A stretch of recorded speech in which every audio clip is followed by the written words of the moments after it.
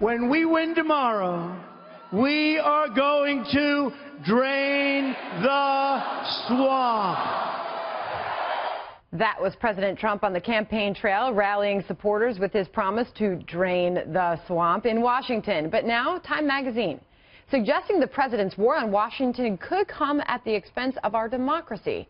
Yes, really, they write in part, quote, Trump is rallying his political base against the federal agencies he oversees, thus partnering his presidents with a radical fringe.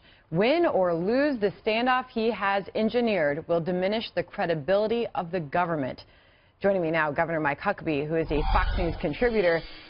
Governor, what were your exact thoughts when you saw this? Well, I get Time magazine, and when I started reading this story, I realized that I would get better and more accurate information if I stood in the checkout line at the supermarket and picked the trashiest tabloid. I threw it in the trash. This is the reason people, they don't just dislike the press, they despise the press. And this kind of contemptuous and condescending story on the part of Time magazine is at the zenith of what people are disgusted by. They don't get it. People are supporting Donald Trump not because he's going to go and kowtow to Washington, is because he's going to go and he's going to disrupt it. And it is long past since needing a major disruption. You know, you go back and you look at the cover, clearly showing Trump with that the phone leaning against a crumbling Washington monument, and it says Trump's war on Washington. Is that what this is, Governor? No, it's a war for the freedom that American people have lost because Washington operates for itself and by itself and on behalf of itself, instead of working for the people, by the people, as it's supposed to do. This is a government that has just lost its way. It's not Donald Trump that's all messed up. It's Washington and the system. And people didn't vote for him and elect him so that he would go and end up what I call going native and becoming part of the institution. They elected him so that he would go and challenge the kind of nonsense that they've had to put up with, where they live by different rules than the rest of us.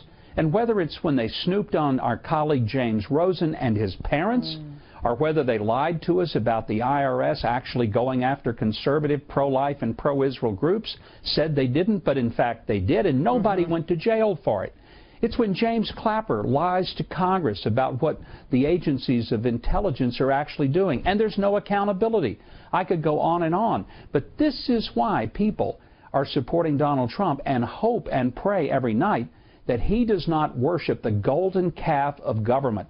And let me be clear, Sandra, I'm convinced that that's what we're dealing with. So many people have changed a real worship of God into the God of government. It is the new golden calf, and I think a lot of people are seeing Donald Trump as the guy coming down off the mountain and taking the golden calf, and in the proverbial words of saying, he'll put it where the sun don't shine. You certainly have a way with words, Governor. You always have. And we certainly know, and he has made it very clear, the president's view and his opinion of the media today. What is your message to the media tonight? Grow up and be responsible. Yeah, the president's gone after you. Well, you deserve it. So I would say to the press, if you want to be treated better, then start treating the truth better. Start acting like journalists rather than all of you being opinion makers. If you want to do editorial, then write a column and say it's an editorial. But if you're going to run true news and journalistic operations, then do it with the integrity. And there's a simple test for it. If I read a news story and I can't tell whether the reporter likes me or not when he's writing about me, that's a good news story. I've heard you say that before. When I read it and I know the reporter doesn't like me, I get the picture. Good measure. All right, Governor Huckabee, thanks for being here.